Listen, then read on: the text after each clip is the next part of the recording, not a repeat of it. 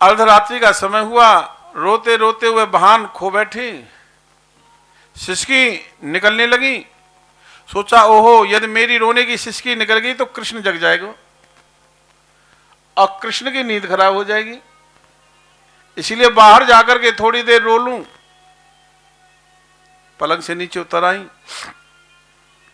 आंगन में गई, खम्भों में मणि लगी हुई थी, हीरे जवाहरात आदि लगे हुए थे, तो मणियों का और हीरा का जो प्रकाश था ना, उस प्रकाश में मां यशोदा की दृष्टि से उखल की तरफ पहुंच गई, जिस उखल से गोविंद को बांधा था। और उखल को देखा तो एक साथ क्रोध आ गया, अरे ओ दुष्ट उखल, ओ निर्दयी उखल, तो उस दिन मेरी आंखों के सामने आ गया था, तू तो बड़ा दुष्ट है ना, तुझे मेरी आंखों के सामने उस दिन आना नहीं चाहिए था। और मैं समझ नहीं पाई थी, अरे दुष्ट निर्दयी उखल, तू मेरी आंखों के सामने आ गया था और मैंने अपने प्यारे कृष्ण को तुझसे बांध दिया था, इसलिए शायद कृष्ण मुझे छोड़ करके मथुरा जाएगा। ऐसा रोती रोती उखल के पास में आई। उखल के पास में आकर के मस्तक ऐसे लगा लिया, रोने लगी, आंखों से टप टप पनारा बहने लगा, रो रही है मां यशोदा, मुख से केवल एक शब्द निकल रहा है, कृष्ण कृष्ण कृष्ण, आंखों से टप टप पनारा बह रहा है। रोना तो वास्तव में प्रभु के वियोग में होता, यह रोना है गोविंद की याद में, प्रभु की याद में थोड़ी दो आंसू हमारी आंखों से निकल आए, मानो हमारे पाप धुल रहे, मानो गोविंद प्रकट हो रहा है। और एक साथ रो पड़ी, कृष्ण हरे कृष्णा हरे कृष्णा हरे कृष्णा हरे कृष्णा हरे कृष्णा। प्रभु के कानों में वो शब्द पड़ गया, अरे मां, मां वहां थी नहीं। अर्ध पलंग पर हाथ मारा, आवाज लगाई, मां, नहीं मिली। पलंग से नीचे उतर आए, आवाज लगाते हुए गए, मां कहां हो तुम। मां का वियोग बहुत रुलाता है एक पुत्र को, या उन लोगों से पूछना जिनके जीवन में से मां का वियोग हो गया हो। इस संसार में मां से बढ़कर के दूसरा कोई हिमायती नहीं होता है। कितने भी अपराध कर देना, और मां है ना, सारे अपराधों को दबा देगी, तुम्हारी गलती महसूस नहीं होने देगी, कुछ भी करना पड़े लेकिन आपको निर्दोष ले आएगी निकाल करके।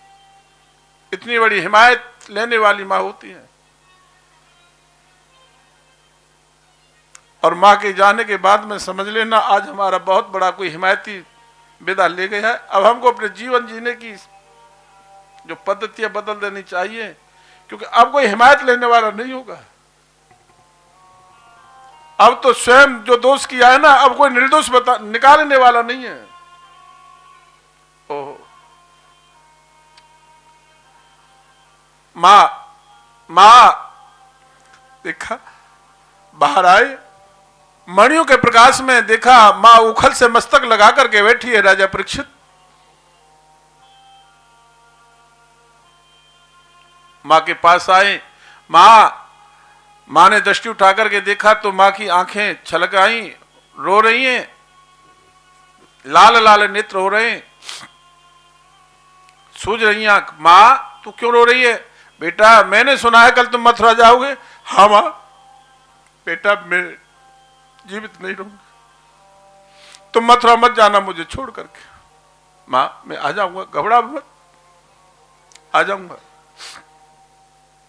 मां का हाथ पकड़ा, चले गए, पलंग पर लेटाया मां को, बराबर में गोविंद लेट गए, भगवान सो गए। मां को नींद नहीं आई, पूरी रात्रि बिना नींद के निकल जाती है, निमग्न रात्रि व्यतीत हो गई। प्रभातकालीन वेला हुई, अक्रूर रथ लेकर के दरवाजे पर खड़ा है। भगवान कृष्ण आए, बलराम आए, राम और श्याम रथ पर जाकर के बैठ गए। बीच में अक्रूर जी बैठे, इधर कृष्ण है, इधर बलराम है। गोपियों को पता लगा है, गोपियां आई, रथ के सामने आकर के खड़ी हो गईं। अहो विधात स्तव, अरे विधाता ब्रह्मा, तू कहां गया? तू बड़ा निर्दय हो गया, अब कृष्ण हमें छोड़ करके जा रहे हैं, बता। कृष्ण हमारा आधार है, प्राणों का आधार है, और कृष्ण चले गए तो फिर प्राणों का आधार क्या होगा? प्राणों का आधार ही जा रहा है, तो प्राण कैसे बचेंगे? इसलिए सुन ब्रह्मा, हम कृष्ण को नहीं जाने थे। अक्रूर से कहा, अक्रूर तू बड़ा दुष्ट है, तू बड़ा क्रूर है, हमारे कृष्ण को लेने के लिए आया है, तो सुन, हमारे जब तक तन में प्राण है तब तक हम प्यारे गोविंद को अपने से नजरों से भी ओझल नहीं होने देंगे, और तेरे अंदर दया नहीं है, ऐसा कर हम तेरे रथ के सामने लेटी जाती हैं, तू अपना रथ हमारे तन के ऊपर होकर के निकाल देना, और जब रथ हमारे तन के ऊपर होकर के निकलेगा तो हमारे प्राण फिर कहां बचेंगे? प्राण तो इस तन में से निकल जाएंगे। जब हमारा ये तन निष्प्राण हो जाएगा फिर हमारे गोविंद को तेरे मन में आवे वहां ले जाना। ऐसे कहते कहते उच्च स्वर में रोने लगी। एवं ब्राणा ब्रातुरा व्रसम ब्रज स्त्रियम कृष्ण विशक्त मानसा विसज्ज लज्जा रुरुद स्वस्वरम गोविंद दामोदर माधवेति। हे माधव, हे दामोदर, हे गोविंद। विसज्ज लज्जा, लज्जा को त्याग दिया। भगवान गोविंद रथ से नीचे उतर आए, गोपियों को समझाया। ताम शांत या मास है रास सीति दौत के, हे गोपियों में आऊंगा, सांत्वना दे दी।